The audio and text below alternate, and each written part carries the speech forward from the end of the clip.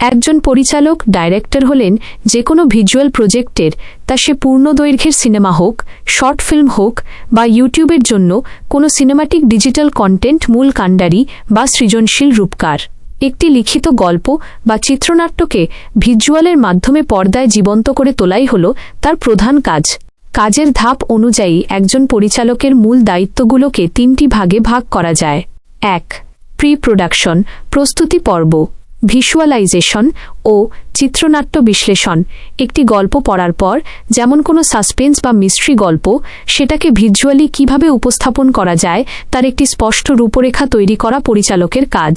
পরিকল্পনা ও স্টোরিবোর্ডিং, ভিডিওর cinematic look কেমন হবে, কোন দৃশ্যে ক্যামেরার অ্যাঙ্গেল কেমন থাকবে এবং লাইটিং কেমন হবে, এই সব কিছু শুটিংয়ের আগেই পরিকল্পনা করা।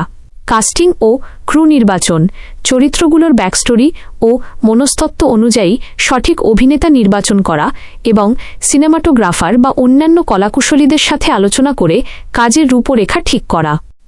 2. প্রোডাকশন শুটিং পর্ব, অভিনয় নির্দেশিকা, সেটে ক্যামেরার সামনে অভিনেতারা কিভাবে সংলাপ বলবেন বা কতটা আবেগ প্রকাশ করবেন তা বুঝিয়ে দেওয়া।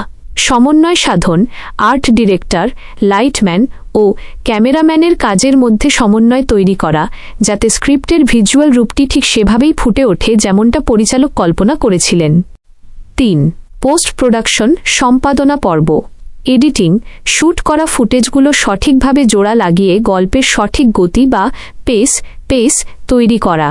সাউন্ড ও effects, background music, sound design এবং প্রয়োজনে আধুনিক প্রযুক্তির যেমন ভিএফএক্স বা এআই জেনারেটেড এলিমেন্টস ব্যবহার করে দর্শককে গল্পের ভেতরে সম্পূর্ণভাবে নিমজ্জিত করা। সহজ কথায়, একজন পরিচালক হলেন সেই ব্যক্তি যিনি নিজের কল্পনাশক্তির মাধ্যমে একটি ধারণাকে একটি সম্পূর্ণ এবং আকর্ষণীয় গল্পে পরিণত করেন, যা দর্শকের মনোযোগ পুরোপুরি ধরে রাখতে সক্ষম। আপনি কি বর্তমানে কোনো গল্পকে ভিজুয়াল ফরম্যাটে বা সিনেমাটিক প্রোমো হিসেবে তুলে ধরার কথা ভাবছেন?